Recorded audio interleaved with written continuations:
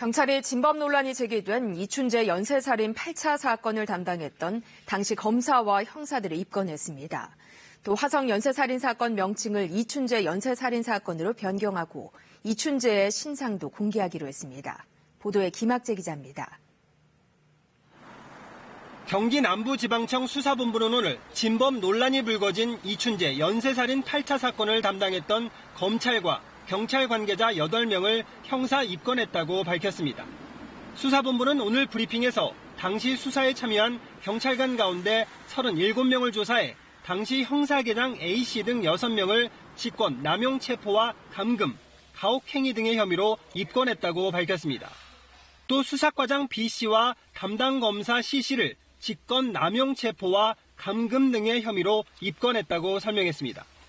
이춘재 8차 사건은 지난 1988년 9월 박모 양이 집에서 성폭행을 당하고 숨진 채 발견된 사건으로 당시 범인으로 검거된 윤 씨가 무기징역을 선고받았습니다.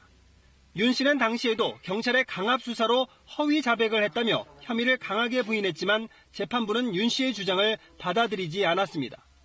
경찰은 그러나 윤 씨가 옥살이를 하는데 결정적인 증거가 된 국과수의 채모 감정과 관련해 감정 결과가 조작됐다고 발표한 검찰의 주장과는 달리 중대한 오류가 있었다고 설명했습니다.